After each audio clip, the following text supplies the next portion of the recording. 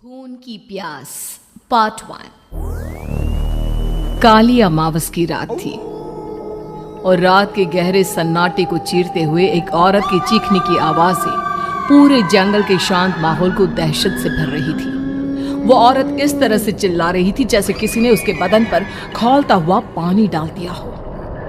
रात को अपने खेतों में पानी देने के लिए आया हुआ हरिया किसान अभी तक इन आवाजों को सुन नहीं पाया था, क्योंकि उसके बेटे किशन ने उसे नया नया मोबाइल फोन जो लाकर दिया था शहर से, और बस उसी मोबाइल फोन में ईयरफोन लगाकर वो कोई पुराना गाना सुनने में मग्न था।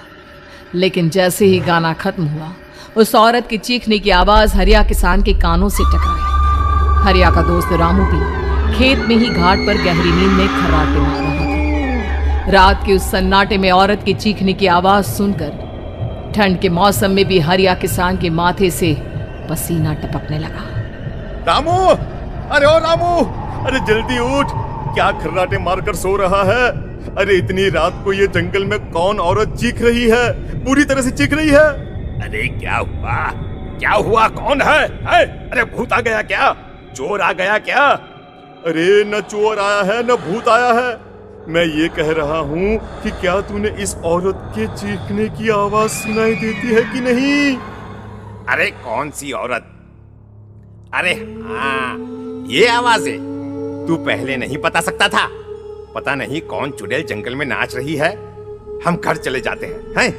देखता नहीं, मैंने तो कानों में ये लगा रखा था। वो किशन ने लाके दिया ना शहर से, गाने सुन रहा था मैं। अरे लेकिन भाई, मुझे बहुत डर लग रहा है, क्या करे? अरे करना क्या है? भागो यहाँ से। भगवान जाने कौन है और क्यों इतना चीख रही है, और उस औरत के चीखने की आवाजें और ज्यादा तेज होने लगी है। हरिया और रामू के पैर डर के मारे कांप रहे थे। डर की वजह से ना वो वहां पर रुक पा रहे थे और ना ही अपनी जगह से आगे बढ़ पा रहे थे। तभी अचानक से सन्नाटा छा गया। सही मौका है, हमें यहाँ से निकल लेना चाहिए भैया। रामू और हरिया अपना गमछा उठाकर दबे पैरों जंगल के रास्ते से गांव की तरफ चलने लगे।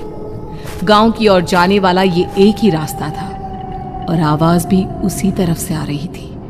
लेकिन अभी 2 मिनट पहले वो आवाज पूरी तरह बंद हो चुकी थी और जंगल में पहले जैसा सन्नाटा पसर चुका था।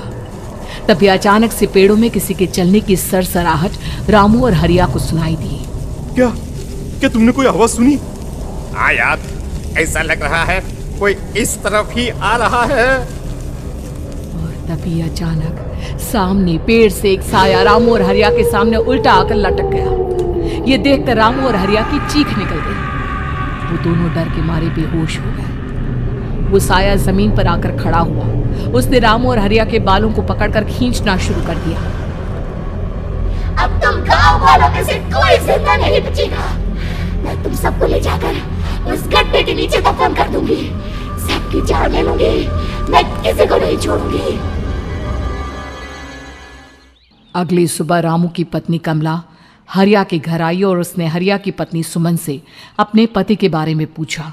सुमन, कल रात को ये तुम्हारे ही पति के साथ गए थे खेत पर, अभी तक लौट कर नहीं आए हैं। हाँ बहन, मैं भी वही सोचकर परेशान हूँ। मेरे पति भी अभी तक खेत से लौट कर नहीं आए। भगवान जाने क्या बात है, दोपहर होने आई है। अब तक तो उन दोनों को लौट कर आ जाना चाहिए था। क्या करे, कैसे पता करे कि वो दोनों कहाँ हैं? मेरा बेटा भी शहर गया हुआ है, वरना उसी को भेज देते खेत पर। बहन, मुझे लगता है कि हम दोनों को वहाँ जाकर अपने पतियों को ढूंढना चाहिए। ठीक कहती हो तुम, चलो मैं तुम्हारे साथ चलती हूँ। और वो दोनों जंगल के रास्ते खेत की तरफ आगे बढ़ती हैं। वहां जाकर देखती है कि हरिया और रामू आग जलाकर आग के ऊपर कुछ पकाकर खा रहे थे। आप यहाँ पार्टी बना रहे हैं और वहाँ घर पर हमारी जान सुखी जा रही थी कि कहीं कुछ हो तो नहीं गया? मुझे कुछ नहीं हो सकता। मैं कभी नहीं मर सकता, समझे तो? अरे तबीयत तो ठीक है। ये किस तरह की आवाज में बात कर रहे हैं आप? कुछ हुआ है क्या? कुछ नहीं हुआ, बस जोरों की भूख लग रही थी, इसलिए खाना बनाकर खा रहे थे। अच्छा, इतनी बदबू आ रही है, ऐसा क्या बनाकर खा रहे हैं आप? जरा हमें भी तो बताइए। अरे भाभी, क्यों परेशान हो रही हैं? मांस पकाकर खा रहे हैं। एक जंगली जानवर कल रात को खेत में आ गया था। हम दोनों ने उसे मार दिया और बस उसी का मांस पक रहा है। आप भी खाइए ना, बहुत बहुत ही स्वादिष्ट है। दिमाग खराब हो गया है क्या आप दोनों का? आप दोनों मांस कब से खाने लगे, और वो भी जंगली जानवर का? चलिए अभी कभी घर चलिए। चलेंगे चलेंगे, लेकिन पहले ये मांस तो खत्म कर ले। कुछ देर बाद रामू और हरिया कमला और सुमन के पीछे पीछे गांव की तरफ चल देते हैं। रामू और हरिया की आंखें पहले जैसी नहीं रही थी, उनमें कुछ बदल गया था। रामू अपनी पत्नी कमला के साथ घर चला जाता है और हरिया अपने घर आ जाता है। देखिए, आपने जो कुछ भी किया मैं उसके लिए आपको माफ़ कर देती हूँ, लेकिन आज के बाद ये रामू के साथ जाकर मांस पकाकर खाया ना, तो इस घर में घुसने नहीं दूंगी आपको। अरे दिमाग मत खराब करो, मैं वहां खाट पर लेटकर गाने सुन रहा हूँ, मुझे परेशान मत करना आप। इतना तमाशा खड़ा कर दिया, दोपहर तक घर लौटकर नहीं आए और अब गाने सुनने। लेकिन हरिया घर के बाहर आंगन में जाकर चुपचाप लेट गया और गाने सुनने लगा। गाने सुनते सुनते हरिया को नींद आ गई। सुमन ने उसके कान से ईयर प्लग हटाया और अपने आप से कहा, जरा मैं भी तो सुनकर देखूं, ऐसे कौन से गाने सुनते हैं। उधर मोबाइल में एक अजीब सा गाना बजने लगा।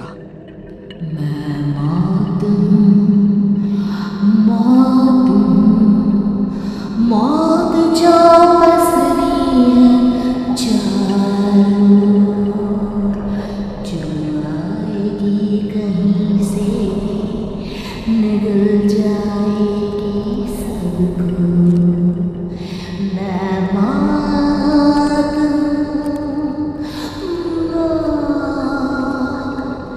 अब मैं छोड़ूंगी नहीं किसी को।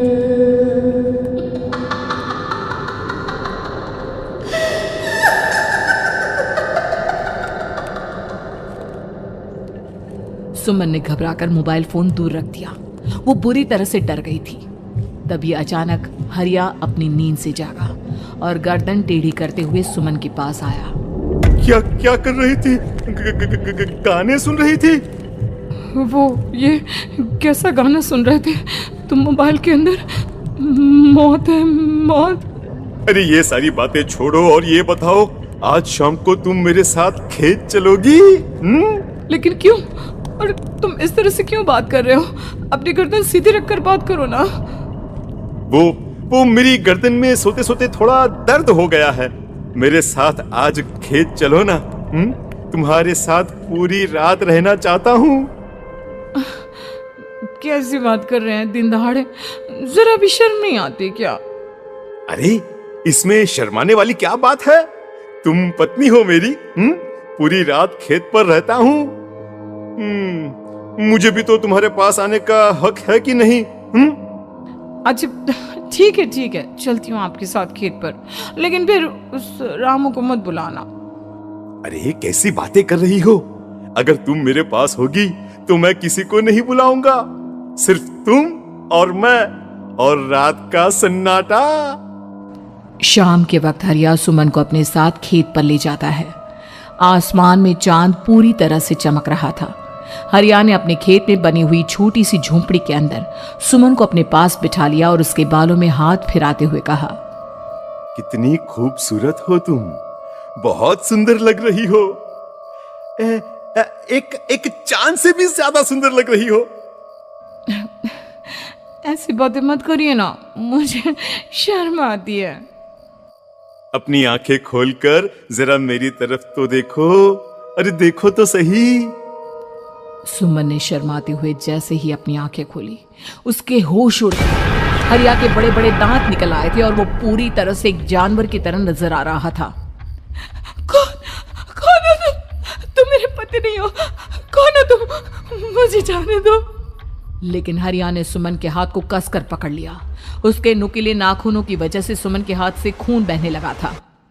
बहुत दर्द हो रहा है, मुझे जाने दो। कौन हो तुम? क्या करना चाहते हो? वही जो एक आदमी एक औरत के साथ करना चाहता है, और उसके बाद मैं तुम्हें वहीं ले जाऊंगा जहां पर तुम्हारा पति है। क्या मतलब? क्या कहना चाहते हो? कहाँ है मेरा पति? जंगल के बीचों बीच उबलते हुए पानी के तालाब में, वहीं है तुम्हारा पति। चलो चलो, मैं तुम्हें उससे मिलवा देता हूँ, लेकिन उससे पहले तुम्हें मेरी प्यास बुझानी होगी। और इतना कहकर हरिया सुमन के ऊपर जानवरों की तरह टूट पड़ता है। आखिर कौन था वो जानवर, और क्या सुमन उसके शिकंजे से बचकर निकल पाई? जानने के लिए देखिए इस कहानी का अगला भाग।